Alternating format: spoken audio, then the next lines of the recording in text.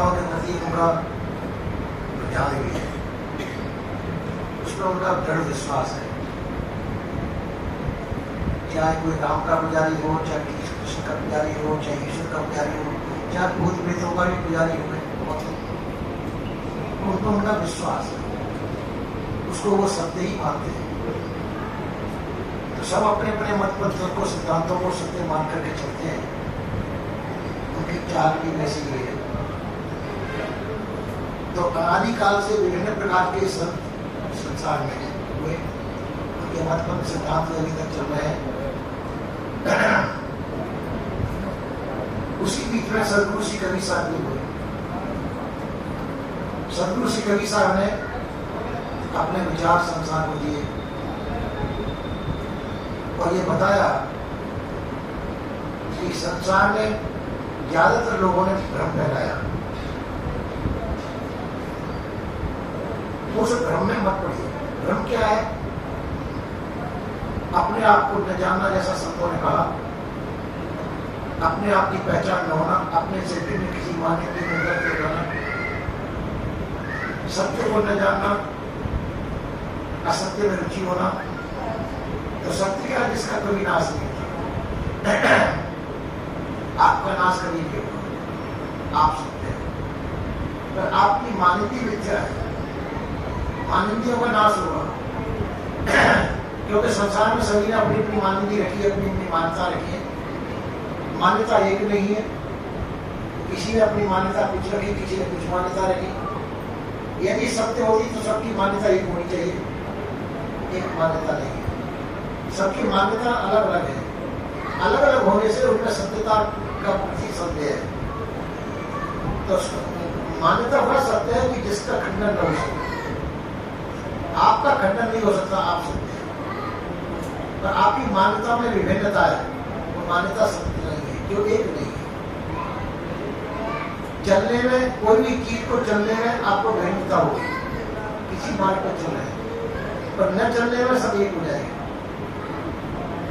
तो चलने में आपके मार्ग भिन्न भिन्न होंगे, आपके विचार भिन्न भिन्न होंगे, और सभी विचारों को रोक दिया जाए एक जगह, तो आप एक जगह पर आ जाए। तो सब विचार निकले किससे? आपसे निकले हैं। तो आप सत्य हैं, आपके विचार विभिन्न प्रकार के हैं। उन विचारों में कई त्रुटियां भी हो सकती है।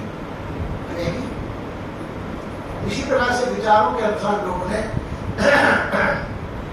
विभिन्न प्रकार के देवी देवताओं आदि की कल्पना की।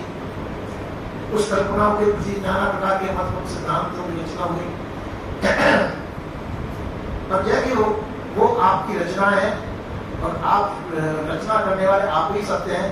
वो आपकी रचना है, आपकी की हुई है, और आपकी तरह से और महापुरुषों ने भी की है। पर वो जो रचना मिथ्या है और आप सत्य हैं। सदगुरु श्री कबीर साहब का कहना है कि आप सत्य, अपने आप को पहचानिए, आप कौन है। तो अब देखिए, आप चैतन्य ज्ञान स्वरूप है। सदगुरु श्री कबीर साहब का कहना है आप चैतन्य है, ज्ञान स्वरूप है। तो आपकी मिथ्या मान्यता जड़ रूप है। तो जड़ को प्राथमिकता नहीं दी सदगुरु ने, चेतन को प्राथमिकता दी। हालांकि तत्व जड़ है, उनका सारा संसार दिखाई देता है, पर वो जो उसका चेतन गुण नहीं है। चेतन गुण आपके अंदर है और आप ही सत्य हैं। तो आप कह सकते हैं तो हम तो ये सभी लोग हैं। तो सभी सत्य है, चेतन है, बस संख्या में भिन्न भिन्न है। आपका अस्तित्व अपनी जगह पे, आपका अस्तित्व पर एक जैसे हैं, एक नहीं एक जैसे हैं। आप सत्य है तो अपने अपने स्वरूप में, अपने अपने तरह से आप संख्या में भिन्न भिन्न है। इसलिए पर स्वरूप आपका सबका एक जैसा है। आप सबका स्वरूप एक जैसा है। एक जैसे गेहूं की ढेरी लगाई दी जाए तो संख्या में वो सभी दाने भिन्न भिन्न है, और स्वरूप में वो सब एक जैसे हैं, इसमें भिन्नता नहीं है। इसी तरह से आप सत्य हैं, आपकी मान्यता मिथ्या है, तो मान्यता भिन्न भिन्न है। किसी ने देवताओं की रचना की, किसी ने देवियों की रचना की, किसी ने भूत प्रेतों की रचना की। तो ये मान्यता भिन्न भिन्न होने से ये सभी असत्य, उनकी मान्यताएं मात्र है। इसलिए अपने आप को सत्य मान करके, अपने आप की खोज करके आप जरा शक्ति से रहित हो जाए, सब मान्यताओं से अलग हो जाए, आप अपने आप को स्वतंत्र कर लें, आप मुक्त हो जाए। अपनी मान्यता में आप फंसे हुए हैं, इन मान्यताओं को छोड़ करके सभी मान्यताओं से आप अलग हो जाए, आप मुक्त है। गीते जी भी मुक्त हो सकते हैं, आप जीवन की स्थिति को प्राप्त कर सकते हैं।